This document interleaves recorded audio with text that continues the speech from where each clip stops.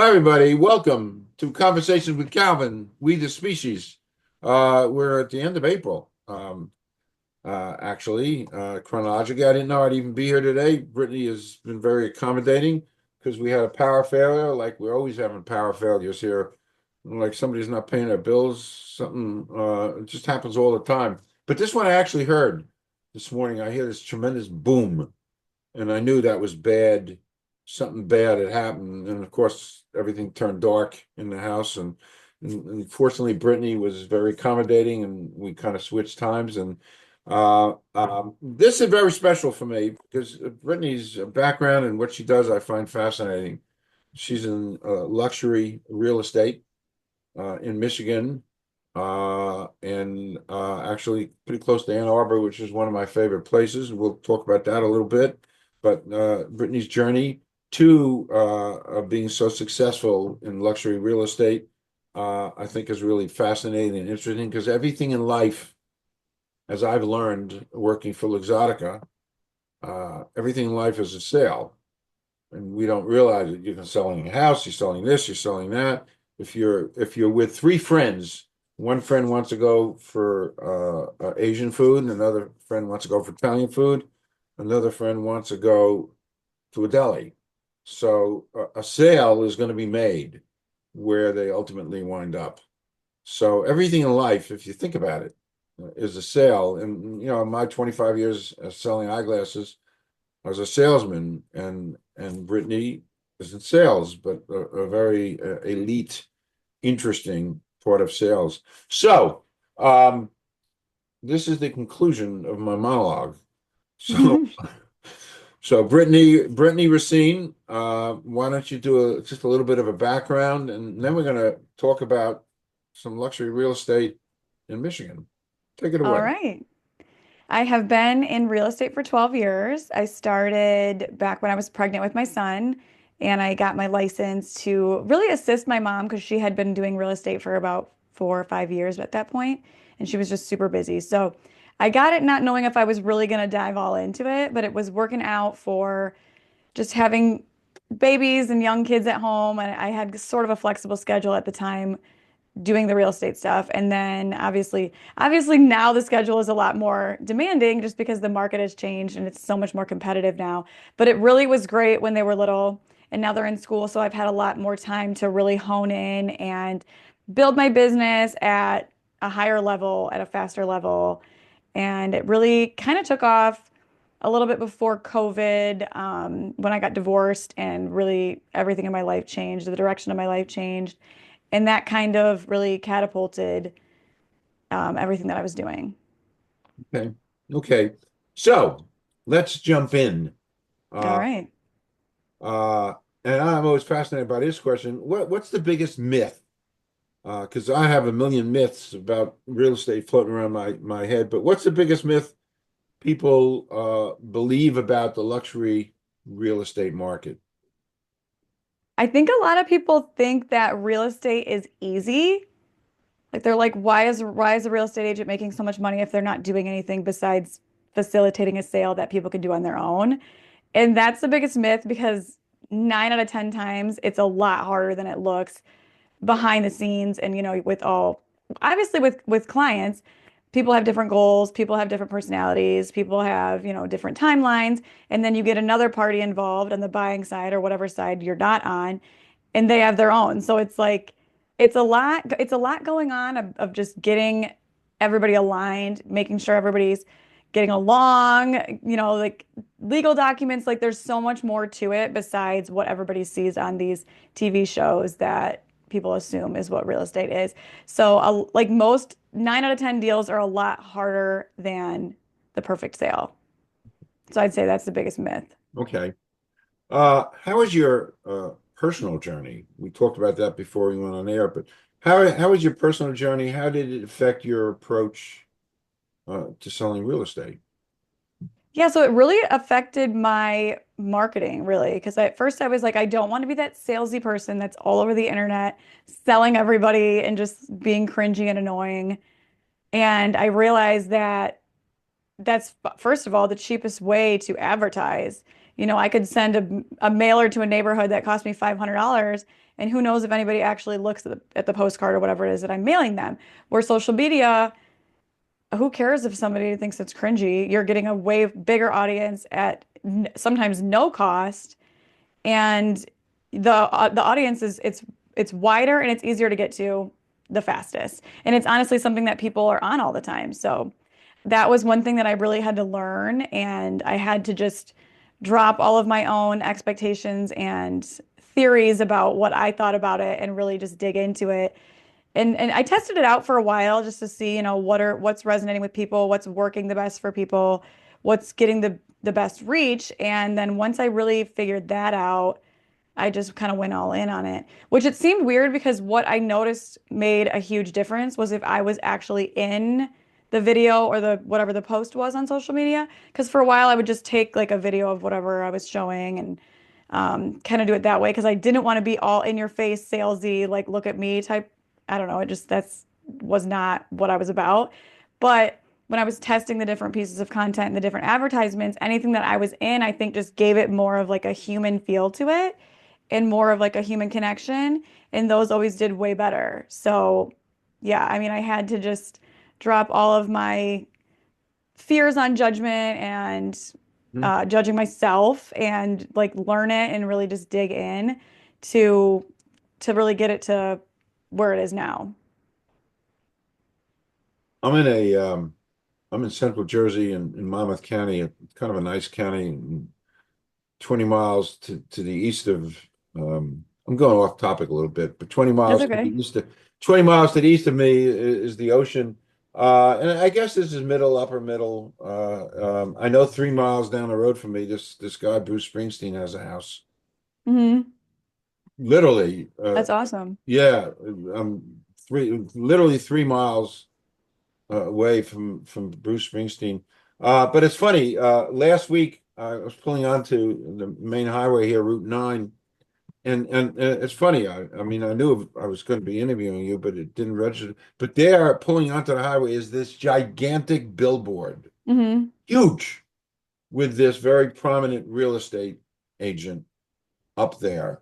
And I don't know what these things cost, but that's a huge billboard that must have cost a fortune. And I asked my wife because I don't we've been in the South 30 years, and, I'm done. This is it. When we moved here, done. I don't want to look for a real estate agent. Sorry about that. Not anymore. But I could imagine. So I mean, he's so prominent, but what a great tool, Hmm. I guess, to get his name out there. I thought I'd mention that to you.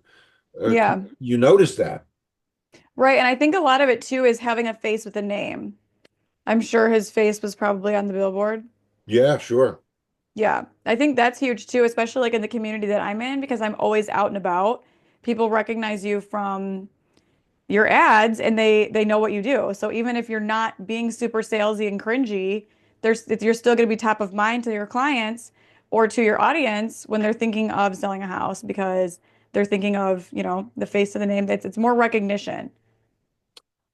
Another off-topic question: do people these days move uh, more often or less often? I Um, think the younger generation moves more often. I think when I first started, a lot of people were like looking for their forever home, and I feel like the forever home is kind of like over at this point, just because there's so much money to be made in real estate so quickly, at least in the area that I'm at, like the values go up so much that it's like, okay, if I can just live here for 2 years or 5 years and then level up, I just made a ton of money on my house or keep it as a rental. So I think most of the time when I'm seeing the forever home or people who've lived in a home for, 20 plus years, it's an older generation. Where now I think the younger generation is quicker to move. And with a lot of jobs being remote, also it gives people like more flexibility, more right. freedom to live where they want to live or, buy a second home where they need to if they're working from home, be closer to family, whatever it is that just meets their lifestyle more.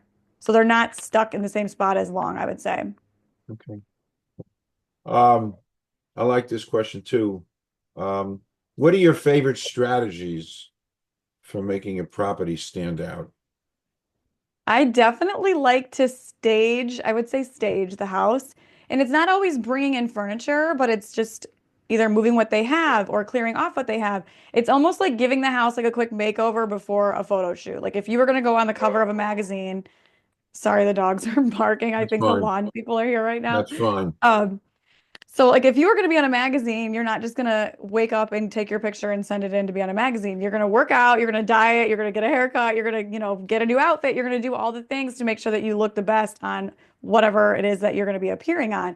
So it's like the same thing with the house. If you need to touch up paint, if you need to move cluttery items that just don't make the picture look as good as it could, like you're going to do those things and not everybody does that. So I do think staging a home, even if it doesn't mean bringing in furniture, is huge for just the aesthetic of the house, which is what people are going to look at first. Especially now with it being as competitive as it is and as expensive as it is, people don't want to bring their own ideas. They want it to be polished and done.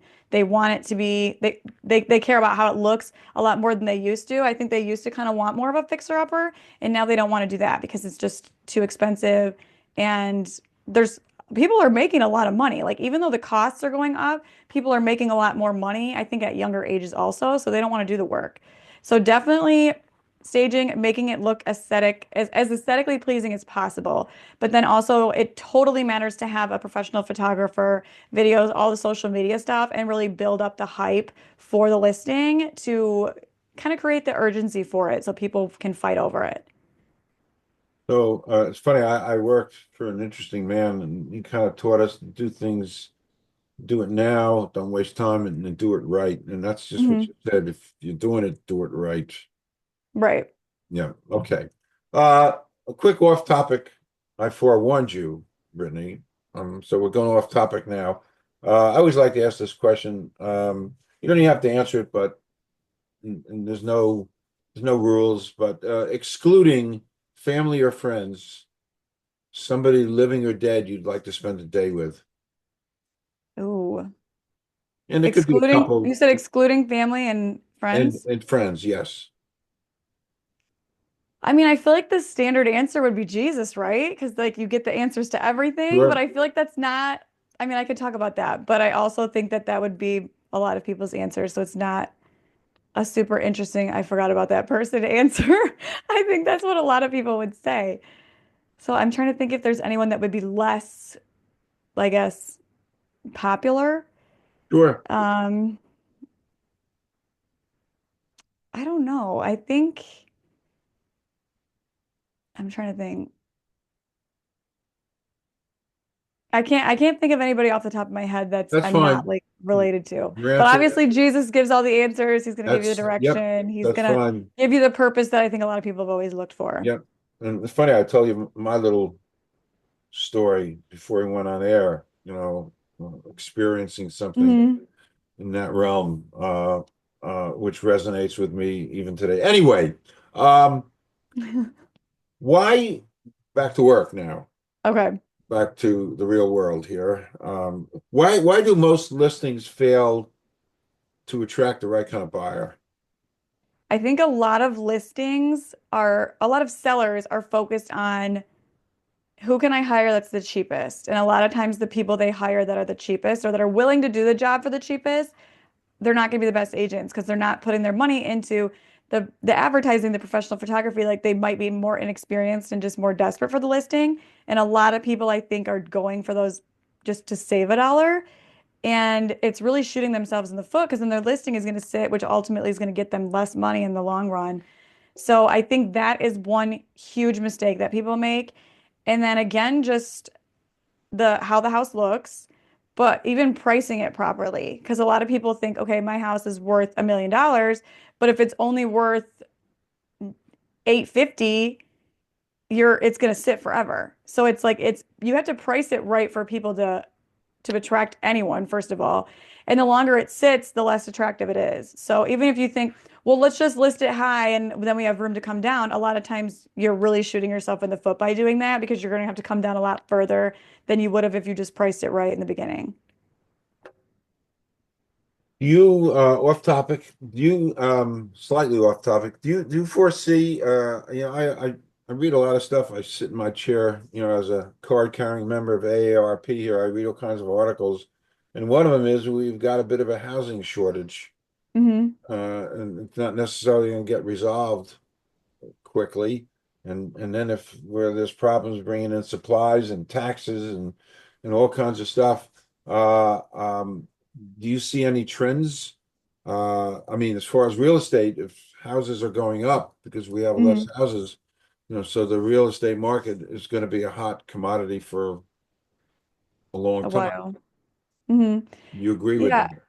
I mean, I do, and I think it depends on the area that you're in. The area that I'm in is growing in value and the population is growing just because they're nicer areas. People want to be over here. So I think definitely if you're in one of those areas, it's not going to go down for a long time.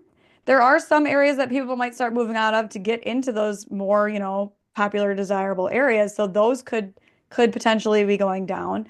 But I mean, I see some trends with the economy and the buyers are a little bit more scared and I don't know, finicky. They can't make up their minds, they're very uncertain, but ultimately, if you're in an area that is desirable, I don't see it going down at all. Okay. Uh, Slightly off topic again. You keep drawing me off topic here, but that's all right. Sorry. No, it's fine. You mentioned you grew up 10 minutes from Ann Arbor, Hmm. and I went to Ann Arbor. I'm a Rutgers guy, and of course, Ann Arbor is Michigan. But I had gone to Ann Arbor, I don't know, 12, 13, 14 years ago when my nephew was a senior there, and my being in Ann Arbor was wow, what a place. Hmm. Because you have all these kids from all over the world, literally. So Right. you love Ann Arbor? Yeah, I grew up 10 minutes outside of Ann Arbor. So Ann Arbor was where we went when we needed something to do because the town I grew up in was really small at the time.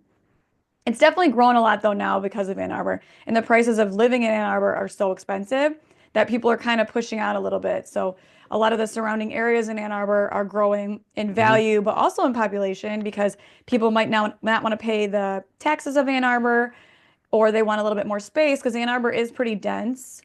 But there's so much there. Like you have obviously the university, the hospitals, like there's so much going on in Ann Arbor and it's I don't know, it's gotten huge and out of control and just everybody's going in there. So there's always something to do in Ann Arbor. Yeah, I saw that those few days I was there. The restaurants were great. Uh, Yep. the air that you breathe is great because it's Midwestern fresh air. I was very impressed with Ann Arbor. And I actually probably should have been a Midwesterner. I spent a couple years in Ohio going to school before Rutgers, and I thought I was cut out for Midwestern life. Yeah. I wound up back in Jersey, so be it. Anyway, um, you mentioned earlier that you work with your mom. So how Mhm. do you balance tradition and innovation? Working with your mom. I Um, actually think that's one of the things that makes us such a powerful team because we have completely different personalities and completely different strengths. So we've really gotten, since I've been doing this for 12 years, we've really gotten into a groove of she knows what she does and I know what I do, and we both just it balances out really well. Especially I mean a lot of times we need two people because we're in a ton of different areas or we just have really busy schedules. So it's nice to have two people to man everything. And I mean, she's she's very old school and by the book, and I'm like the creative type.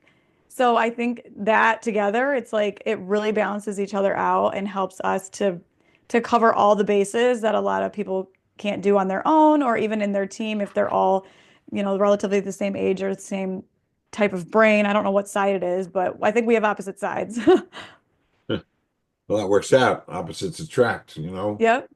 Um, what's a mistake that buyers or sellers make in a competitive market? Well, definitely, like I said, the seller is just pricing it wrong or choosing an agent that they think is just going to be the cheapest because they're really narrowing down their opportunity. For buyers, I think the biggest mistake is not starting sooner, but also not choosing an agent that is going to be right for them. There's so many real estate agents or so many people who have their license that it's so oversaturated. Everybody knows an agent. And it's choosing the right one that's actually experienced in the area that you're in, or you like the style that they do it, instead of just, oh, my cousin does it, or my friend that I went to high school with is a real estate agent, but they're doing it part-time, or they're just starting, or whatever it is. Like, experience matters, and a lot of times that's not who your mom used or whatever, you know what I mean? So I think people get recommendations and they don't want to like break up with their agent that they feel like they should use from a friendship or some kind of relationship. So I think that is one huge thing for buyers, is just choosing someone that's in it all the time and knows the different negotiation tactics, knows the market, and is going to like hustle for them, and not just someone they know that they feel bad not using. Okay. Um, can you share like a story with a client um, where you have a unique approach in doing what you're doing, where your unique approach made a big difference? Yeah, we had a listing that was in Northville. That's probably about 25 minutes away from where I live. And they had this beautiful house. They'd only lived there for maybe 2 years. It was a pretty new house. I think it was a new construction when they had moved in, and they were relocating out of state. And the house was beautiful, but they didn't have a whole lot of furniture because they just hadn't been there that long. So we went in there, we had a stager come in and stage the home so that it really fit the aesthetic of what the price point that they were trying to get. So we did that. And then they had small kids. So, of course, that's hard to accommodate showings when you have little kids. So they actually went on vacation, and we scheduled putting the house on the market around their vacation so they didn't have to come in and out of the house a Hmm. ton. So we listed it right when the beginning of their vacation started, and we just knocked it all out in the first week. We did the videos, we did the um, photos, everything. So we had the professional videographer, and we were putting that out on social media along with, the stage. I think all of it paired together, and we priced it like really well. And we got $125,000 over asking Oh, price within the first week. Yeah. wow. hmm Wow. Interesting. Um, so how do you because I'm talking to you and you're in a high stakes arena, yet you manage to stay grounded. How do you stay grounded in doing what you're doing? I don't know if I stay the ground. I feel like I'm all over the place. But Okay. I like to focus on I make a list every single morning of what I have to do that day. And whatever, obviously I'll go by priority, and I think that is huge. But whatever I don't get done goes to the next day. Obviously, whatever needs to get done at that time gets done. But I try to just like keep making a list and keep moving it along through my week. And I like to just prioritize the things that I need to do. Like, I'm a mom, so my kids have sports, and like I try to work my appointments around their schedule so that I can be there for them. So like once 4 o'clock hits and they're off the bus, I kind of take a break until they're ready to go to bed, because I got to run them to baseball and feed them and do homework and do all the things. And we like to take the dogs for a walk together at night and kind of decompress the day. So I make sure to prioritize those things and my schedule around that. And I mean, sometimes like there's nothing I can do and some things just overlap, but for the most part, I try to stick to that. And I think that definitely helps me, you know, keep to my schedule and keep to what's important, but also while working on all my stuff. And sometimes I might have to stay up until 11 o'clock to finish some things, but it's not taking away from what's important. And I do work out every single morning. I do a class, so I'm kind of zoned in. And that's really my creative hour to think about, I don't know. That's kind of where I come up with everything because I'm not distracted. I don't have my phone in there. I'm just listening to what she's telling me to do while I do it. And that's kind of my creative hour to really brainstorm what needs to get done and what's going to be the best way to do it. And I think I get kind of my most creative ideas during that time. Okay. Okay. Uh, one quick off topic. Favorite movies? You Ooh, have some favorite favorite movies? movies.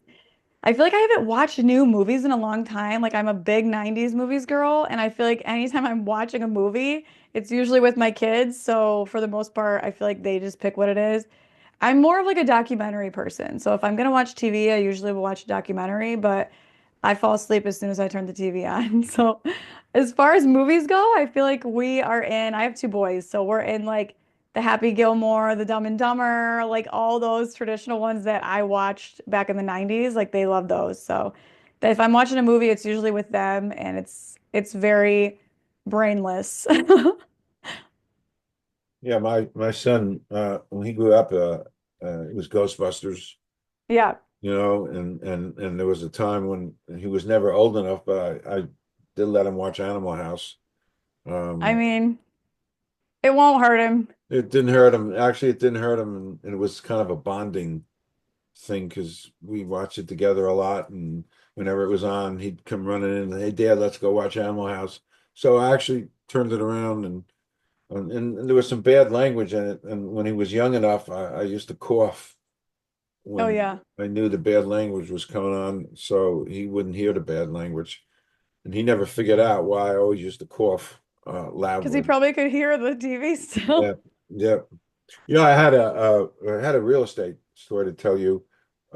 Before we moved where we are, we were living in Middlesex County, and my wife got this bug. She wanted to move. I didn't want to move. I didn't want to move, and I did everything I could to dissuade her from moving. But our son was like 1 or 2 or 3 years old, and she just felt it was time to move. And I didn't. And one day, and we put our house up for sale. It was Hmm. an agent and stuff. And one day I came home from work, and she told me that there was a couple that saw the house and they loved it, Hmm. and they're coming back. They're coming back that night with an agent, and it looks like this is it. And I just wasn't ready up here to move. Hmm. So when I got home from work, selling eyeglasses, my wife said, "Good news, they're coming back," and I'm running out. I have to run out. I got a couple errands to do, so you're in charge. Make sure you're upbeat and stuff. And so my wife left. And true story. And it was winter. It was a couple weeks before Christmas, and I went ahead and opened up. I opened up all the windows in the house, and I turned down the thermostat, so it got really cold in the house. And I ran upstairs and I covered my son with 4 blankets so that he was warm. And For the showing? I wanted to create a very cold house. Okay. So I waited 20 minutes, half hour. The house was really cold.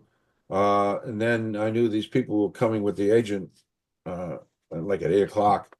So at 7:45, I closed the windows and I took off the extra blankets and I put back the thermostat.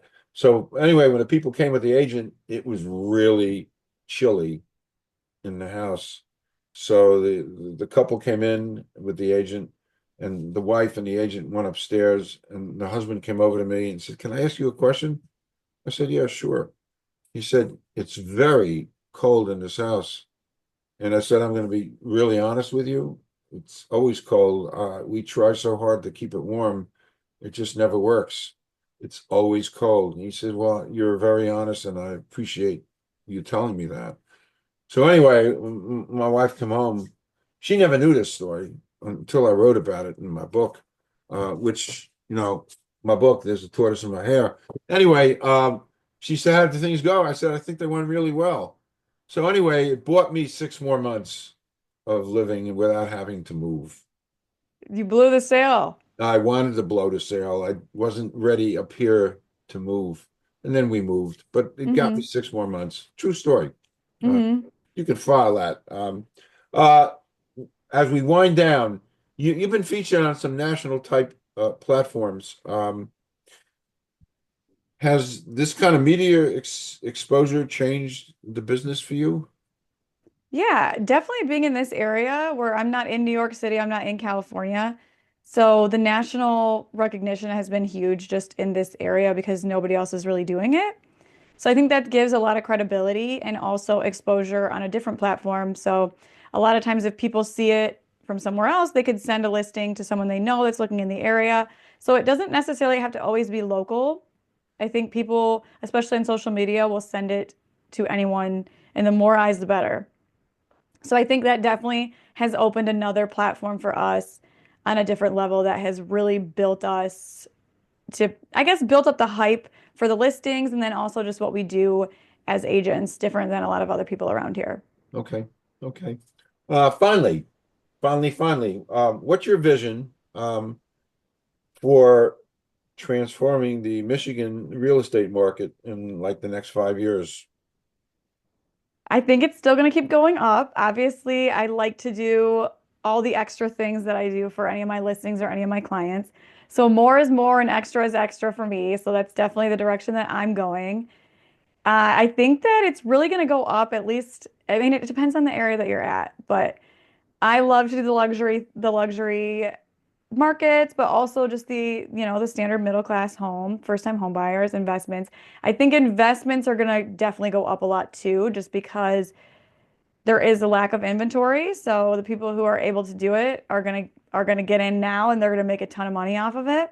So that's really what I see as the direction that it is going. And I think a lot like we're kind of getting away from like this stuffy business perspective of agents and kind of liking the more personal connection with agents, which is why I share so much of like different things on my social media, just so people know who I am as a person. And I am actually going to be starting my own podcast that's going to be business. It's going to be business and life, like kind of all the things. And I think that's just a different way to build your audience and get your name out there to people that you might not know or friend of a friend type referrals.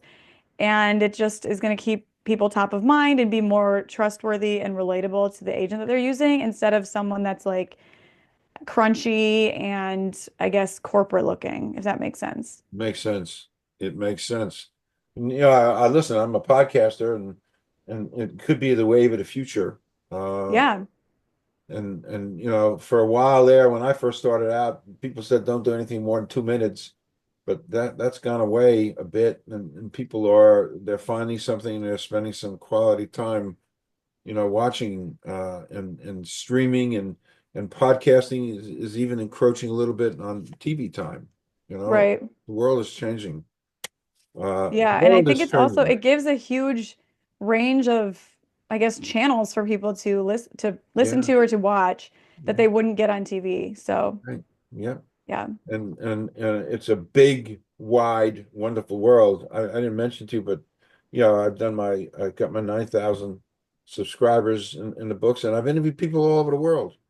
Nigeria, Lebanon, Egypt, Italy, Scotland, Ireland, Mexico, Australia, Borneo, Ecuador. I mean, it's great. You Poland. Hmm. You put yourself out there and you put the time in, and it kind of grows. It doesn't grow instantaneously, but it grows. Hmm. So, and you have added to my growth of this channel because I think it's fabulously interesting what you do, Thanks. where you're at in that part of the world. Uh, so this is a good time to say thank you, Brittany. Yeah, thanks for having me. Thank you for being here. Thank you for sharing some of this stuff. Because it's always been a mystery, real estate. I mean, we've had to use real estate agents a couple of times. Uh, I just don't like moving, as you heard. I'll do anything not Hmm. to move. A lot Um, of people don't. I have to deal with people who try to blow a sale all the time. It's oh, usually the husband too. like I did. And that's a Yeah, great story. And it's funny, my wife never knew that till I wrote my novel. And really. I threw that into my novel. And so when she was proofreading my novel, she said, "Did you really do that?" I said, "Yeah, I did." So You're like, I forgot about it. She never Yeah. knew I sabotaged. Uh, I just didn't want to move. Right. Now There's a I'm lot of people good. that are like that, where the one of them wants to move and the other one doesn't. So then you got to work with the other one a lot more. Yeah, Yep. yeah, yeah. You got to So train them. come back Hmm. anytime, and I'm going to stop recording now. Again, thank you so much. Don't Yeah. leave, and we'll just do a quick 2-minute wrap. Thank you, Brittany. Yeah. Thank you.